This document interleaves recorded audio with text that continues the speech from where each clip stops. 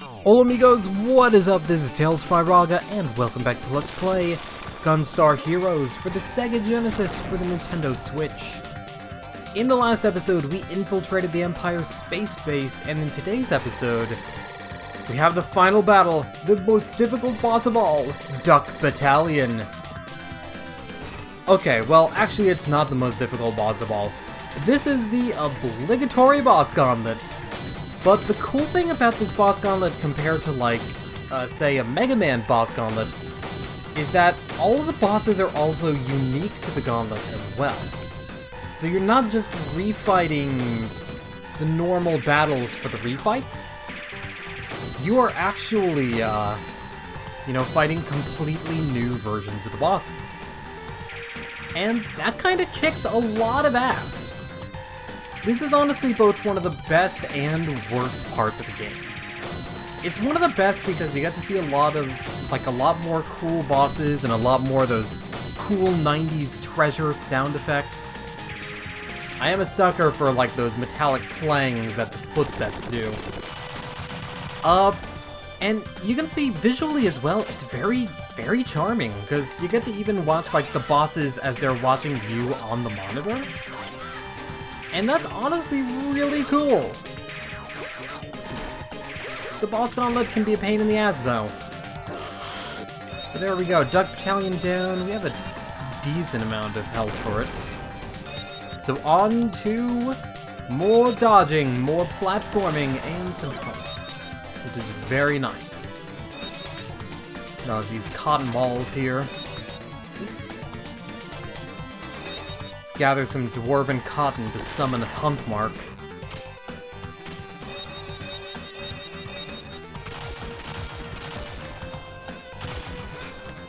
There we go. Use a Star Wars poster pose here. My favorite Star Wars movie, Star Wars: The Pink Lobster. That's episode 10. Alright, Pink Lobster can be a bit of a pain in the ass, depending on what the boss wants to do, and what the boss wants to do right now is corner me into the corner. Which makes a lot of sense. That's why it's called the corner. And why it's called cornering people. Okay, there we go. She's retreating now. And she's backing up like this. That's a good thing. It means you get to lay into her. Ta-da! This just looks cool. I'd want this as a poster. But as you can see, Orange is our next opponent, and Orange is probably the hardest boss of the gauntlet. Although the final boss can also be a bit of a butt, and Green can be a bit of a butt as well. Orange is just very aggressive. Alright, here we go. Now there are ways to manipulate Orange's AI, and I apparently do not know them. I want you, Orange, to jump up here. But no, you're just gonna shoot instead. There we go. What I want to do is get Orange when he's in the middle of like his jump, or when he's doing one of his melee actions, because then I can pick him up and throw him. And that does 400 damage. Problem is he doesn't always cooperate. Oh, that was a nicely timed flip though. There we go. You also want to be careful when he does those big bang attacks too, like Vegeta. Big bang attack! Okay, well maybe not quite like Vegeta, but close enough. There we go. Got you in a nice little pattern here. Oop. Shouldn't have said anything. Okay. Come over here. There's a nice Gunstar here for you.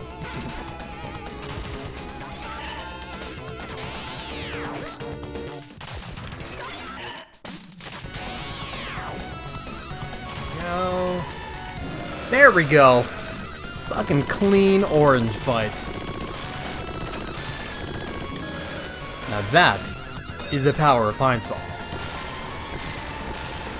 Alright, you see we're gonna fight black next, and we've got a lot of health for the black fight.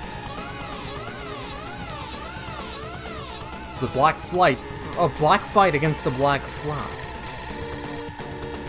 Are there other colors that flies come in? I don't know. I ain't never seen a purple fly.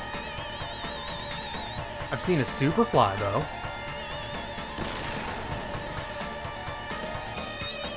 Superfly is a stand in part 4 of JoJo's. And it's one of the weirdest stands too, because Superfly is just a pissed off telephone tower.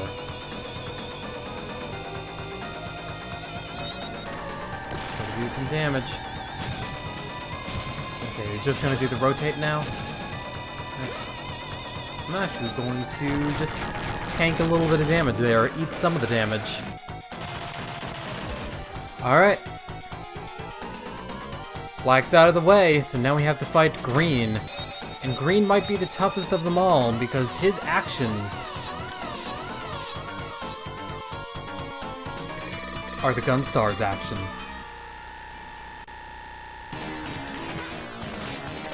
Green is another boss that you can kinda do some AI manipulation to sometimes.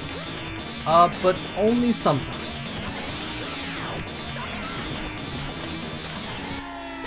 Like orange, he also still takes a lot of damage from, like, being thrown. But you want to be careful, as he's got slide kicks, he's got uppercuts. He's basically got all of your moves, but even better. And, oh god, does your uppercut even have invulnerability, green? Okay, please just keep doing that. Please just keep throwing shuriken. Okay. If you want to keep doing that, if you just want to keep like throwing the shuriken and stuff and not like actually hitting me with things. Oh god, this is actually working. This is actually working. Granted, he's invincible because when he's throwing a shuriken, because he's a son of a bitch, but one more loop. There we go, there we go. Perfect! I mean, not entirely perfect, but close enough. Want to dodge that, because that still explodes and kills you. And now, do you know where the Emperor, or the General Grey, is hidden? Right through that door.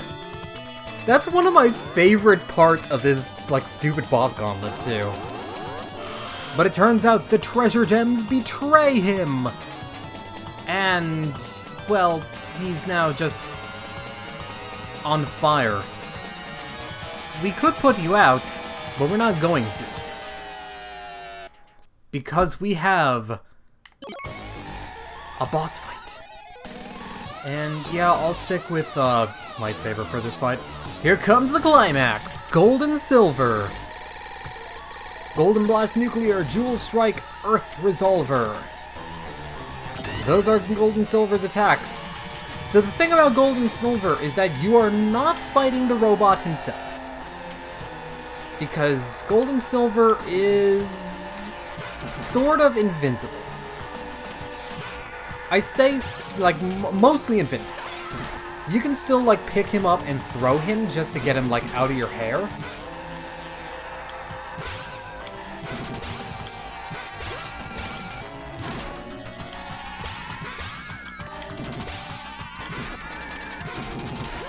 What I want to do is just keep melee blasting him with the body splash. There we go. Because A, I can use the iframes from the body splash. Although he also has like a teleport punch too, and geez.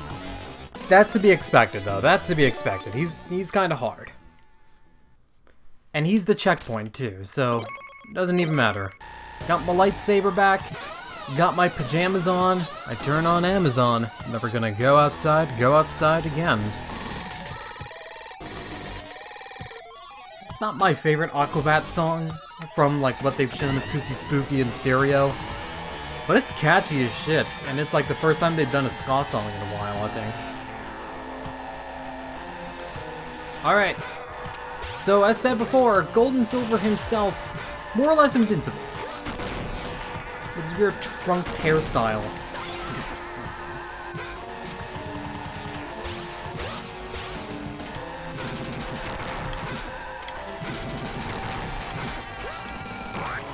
Gotta be careful, there we go. Throw you away into the trash where you belong, Gold and Silver. It's amazing. Gold and Silver is a lot less, like, intimidating looking than he is in Super. Because in Super, he's like a giant fucking robot. He looks like a damn mobile suit. Here, he just looks like a Frankenstein that does thriller dances. But he's also a lot more of a threat in this game.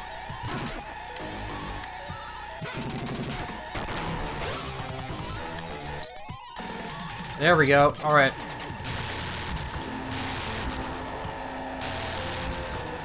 Now for the crummy part. Oh, especially with this slowdown. Having to do the fight against the treasure gems themselves. Let's give it one more shot. I'm still surprised that I got through the boss gauntlet as cleanly as I did. Future Tales edited in footage of all the deaths that I had to orange from the boss gauntlet.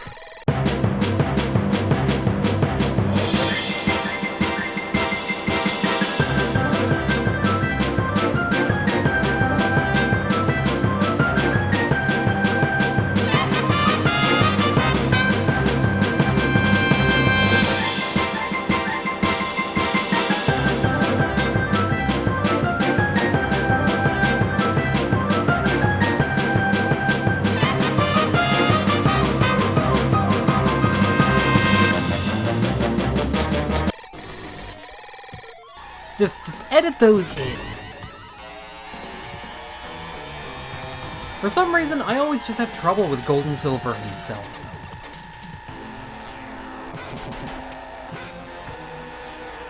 Like I said, he himself is a lot more of a threat than in Super, because in Super he just stays in place. And in this game, he's like moving everywhere, like what you have to hit is at moving everywhere. And like, you can throw the treasure gems, but it doesn't really matter too much. I also don't remember if they're called the treasure gems in this version of the game. I think that's what they're called in Super, but...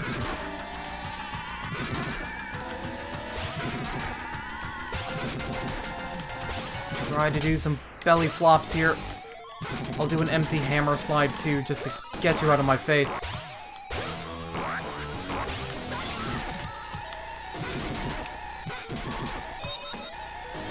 Alright. Well, you're not supposed to be punching me when, like, this part happens.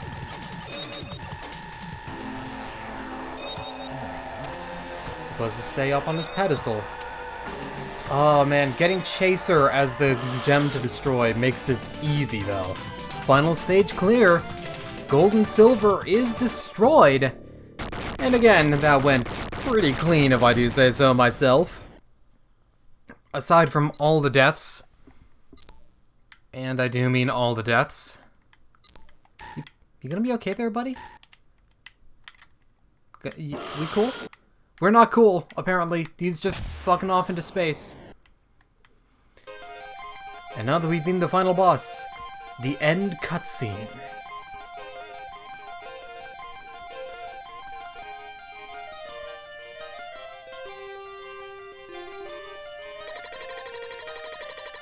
The Empire wishes to atone for their sins of awakening the terrible Destructor. We have awakened the terrible Destructor.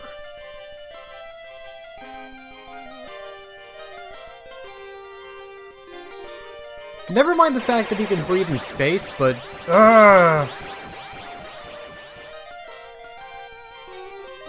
Okay, that's a dead Empire, so at least we got a net gain after this. What are we going to do with no weapons? Even though this thing had weapons earlier.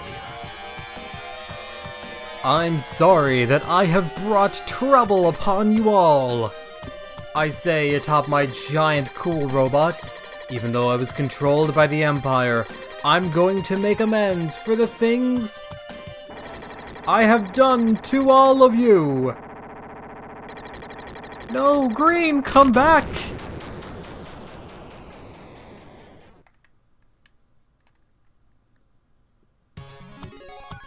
And it ends there.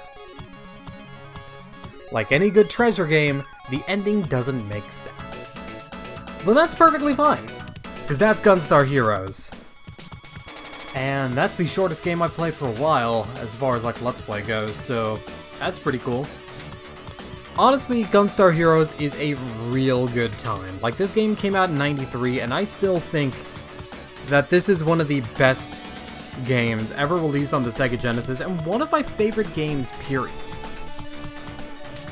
This game did a lot of things that the Sega Genesis was thought to not be, like, capable of. Like, all the sprite scaling and rotation and stuff. Because consider, the Sega Genesis didn't have Mode 7, which just makes a lot of the graphics even more impressive. And the gameplay itself is super fun.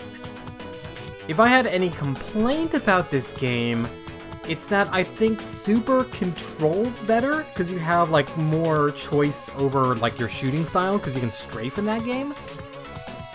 And the game is a little bit on the short side, and a little bit unforgiving with its checkpoints sometimes, too. But, honestly, this is a game that's real good. It's, like, super good, and you all should try it. I fucking love it, man. It's such a good game. If you guys want to play Gunstar Heroes, there are a few different ways for you to play it. It was released on the PS3 and Xbox 360 under like the Sega Vintage Collection line. I'm playing it on the Sega Genesis Collection on the Nintendo Switch, which is also on like PS4, Xbox One, and Steam. And my personal recommendation is actually the 3DS version. Mostly because I think that the circle pad on the 3DS is actually the most comfortable way to do it. But not only that, it has some pretty cool looking 3D graphics on the 3DS version as well. And has like Mega Life mode and Mega Shot mode, like all these crazy different sub-modes. And of course, Gunstar Super Heroes for the Game Boy Advance is pretty rad as well. Hopefully it does get a virtual console release at some point.